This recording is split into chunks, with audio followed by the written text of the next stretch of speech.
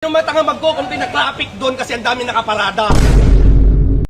Ano po bang mas maganda? Yung naglalaro yung mga kabataan ng ganyan lang? Or nagdodroga po sila? Parang mali na kasi boss eh. Bakit mali? Dito kayo linis ng linis, dead end. Ano, FBI Harrison, ang sikip-sikip lagi. Lagi may traffic. Makinig ka muna.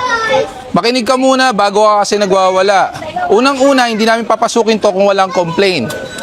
Ang complaint, Sino matanga magkukumpi na traffic doon kasi ang dami nakaparada. galing 8888, Presidential Complaint Hotline. Gusto mo ba ng kopya ng complaint? Dito kayo linis ng linis. FBI Harrison, no? Laging traffic dyan. Andun po. Hindi kami nakakabala. Andun po. Nagtotowing din po kami ngayon doon. Hindi namin pa... Yun yung inuuna nyo. Boss, ang 8888, within 72 hours, kailangan i-comply. Nasa batas po yun. Yung lugar, paano kami paparada na mga motor po dito sa tapat ng gate po na tinitira namin? Paano po yun? Well, responsibilidad nyo po na magkaroon ng tamang parkingan. Oh, pakalas mo yung basketball court. Kasi yan, sir. Opo. Ano man ang mga ano niya, naglalaro niyan, sir. Ano po bang mas maganda? Yung naglalaro yung mga kabataan ng ganyan lang? Or nagdodroga po sila? Ano pong mas maganda? Ang sidewalk? Po yan, nagbabasketball sila kasi palaruan po ng mga bata yan eh. Yan lang po yung libangan nila tuwing hapon, sir eh. Next question. Ang sidewalk po ba pribadong pagmamayari o pang-publiko? Ano po ba? Pang-publiko po siya. Ano po ba? Okay, next. Ano po ang purpose ng sidewalk? Nilalakaran, dinadaanan. So hindi po lagay ng basketball court. Ano po kasi, bumalik po yung anak ko sa bahay para kunin po yung lisensya, nakiusap po siya. Kaya lang po pagbalik niya po, nandun na po nasampa. Kinuha niya Pero lang nung nakiusap po kasi ako bago po siya iakyat, nakukunin ko lang po sana saglit yung lisensya. Tapos si Papa May oras po kasi yan. That's why I'm saying, may oras po yan sa video. Pag lumagpas po ng 5 minutes, hindi kayo nakapagbigay ng lisensya, matuto po talaga yan. Yun lang. Lilinisin lang po, ililinisin lang din. Hindi, walang problema sa pakiusap. Ang problema natin, tayo lalabag mag-isa sa sarili naming patakaran. Kahit dyan na lang. Kasi pag alam mo bang that's constitute a bribery na gusto mo ibaba ako ang sasakyan mo? Paano tayo Sorry pero paano tayo makakasunod at paano natin mababago yung ganung kaugalian natin? Kung yung pagkakamali natin, mag-iisip tayo ng paraan para gumawa ng escape, di ba? Saan niyo po ba natutunan yan? Yung pwedeng ibaba sa malayo? Nangyari na po ba dati yan sa inyo? Hindi. Naririnig lang. Sorry sa miss. Mali po yun. Mali pong, Bawal po yun. That's illegal. maling pakiusap niya. Illegal po yun. Pag nangyari po yun, Sorry po doon sa Opo. maling pagkasabi niya po ang pakiusap. Hindi, may nagbigay ng idea. That's why ganun. Kundi hindi nyo naman po alam yung ganun eh. Illegal po yun, ma'am. Opo, we understand naman Opo, po. illegal po yun. Humingi po kami ng dispensa kung hanggang dito. Hanggang dito. Pwede kayo sumama sa truck para hindi kayo mag-commute papuntang impounding. Ganda ng motor mo pero wala kang helmet. Eh bakit di ka nakasapatos? Yan lang po kasi. Sir, nasunog nga po yung mga gamit. Sapatos mo rin nasunog. Opo. Lahat po ng gamit po namin, sir. Lahat nasunog. Give and take tayo ng konti. Bibigyan tayo ng konsiderasyon. Pero kasi, syempre, nagmomotor ka, kailangan, alam mo pa rin yung tamang gears, di ba? Titikitan kita ng dress code violation. Pero bibigyan na lang kita ng helmet. O, halika, subukan mo to. Ganda ng motor mo, pero wala kang helmet. Ano po, sir, kasi nasunog po yung helmet po namin, sir. Kakasunog lang po ng bahay namin, sir. Kailan? Ito lang po, nung 2 weeks na po nakakalipas, sir. Nasunog. Evacuation na lang po kami ngayon, sir. Nasunog helmet mo. Nasunog po yung mga gamit po namin. So kasama ang helmet mo. Opo, mga... May lisensya ka naman. Opo, dito, sir. ORCR, pwedeng patingin. Carbon fiber. Carbon Lodi. Ito yung nasunog yan.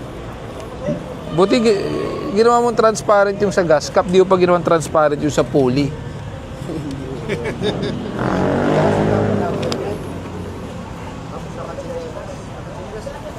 Ano lang po, dun lang po. Maghahatid lang po ako ng herbal ng nanay ko. Ayun lang po, dyan lang po yung bahay ng nanay ko po kasi so. Eh bakit di ka nakasapatos?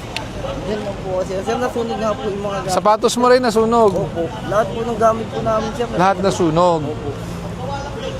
Ay, nakakalang po sana. Pero alam mo naman na bawal. Opo, alam po. Nag-ano po, nagmumubit rider po. So paano ka nakakapag-move it ngayon? Wala kang helmet. Wala sir, dahil yung account ko din po, wala. Yung po yung cellphone ko, wala. Yung phone ko po. Nasunog. So hindi ka rin makapag-move it. Hindi po mga ano, nasikas. Pero may nutshell ka. Nag-nutshell ka eh. Sa... Kapaluin na kita. Tinatago, ayaw nga ilabas. Hindi ko na nga po inaano sir, dahil dito sa Makati, malaki po. Asan yung app mo na nag-move it ka? Patingin nga.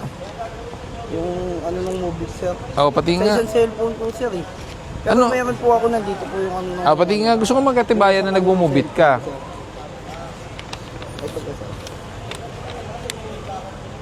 Kaso hindi naman... Gusto ko lang makita na katibayan na nag-move it ka talaga.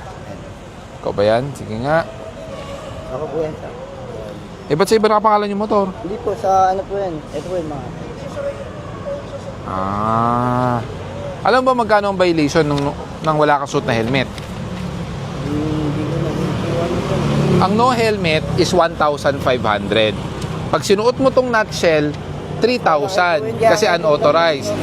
Ngayon, dress code violation is 500 pesos. Sige nga, magaling ka sa math. 1,500 plus 500. Okay po. 2K. Ganito na lang. Give and take tayo ng konti. Bibigyan tayo ng konsiderasyon. Pero kasi, syempre, nagmomotor ka, kailangan, alam mo pa rin yung tamang gears, di ba? Titikitan kita ng dress code violation. Pero bibigyan na lang kita ng helmet. Oo kasi sir. Hindi, 500. 500 lang. 500. Bibigyan kita ng helmet kasi kailangan mo bumili ng helmet, di ba? Magkano ang helmet? Salamat po sir. Mga 2,000, 3,000, 4,000. Wala ka lang mabibili helmet na 500, di ba? So, isipin mo na lang, yung violation mo ng dress code para kang bumili ng helmet. Ngayon, problemahin mo na lang yung sapatos mo. Mas mura ang sapatos. O, sige. Pingin nga akong helmet. 31. 31! Helmet! Di, syempre, give and take tayo ng konti, di ba?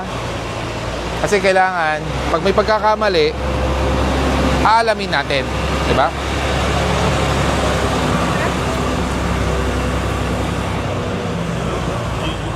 Choosy ka ba sa kulay? Kahit ano po, laban ako dyan sir. Daban ka sa kahit...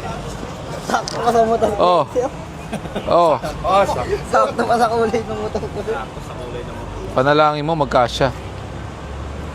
De, pero kasi masikip pa yan dahil bago. O, to. Ayan ha. Para pag hindi mo ginagamit, itago mo para hindi nagagasgasan. O, to. Warranty mo, sticker. Sakto nga sa kulay ng motor ko sir. Sakto nga po. Yan. Sige po.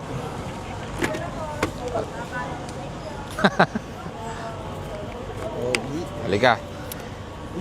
Itong foam na to, memory foam, sa katagalan huhulma sa mukha mo yan. Ano ba ang tamang fitting ng helmet? Maluwag?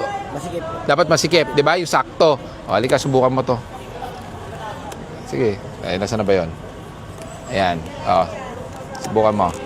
Yan! Sakto lang. O, tapos ano mo yan? Strap mo yan. Bakit kailangan naka-strap lagi yung chin guard? Para safety po. Para safe. Pag just in case sumemplang ka, hindi agad matatanggal yung helmet mo.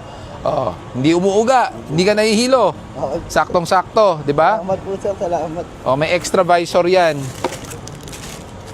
Ayan, smoke na visor. Para pag minsan yung angkas mo, si number 2, hindi ka mahuli. Number 2 wala po sir. O, wala ba? O, sige. Salamat O, po sir, maraming salamat. maayos na usapan ha. Footwear na lang. Okay? O, sige na. Maraming Alright. salamat po. Salamat sa'yo, Gap ko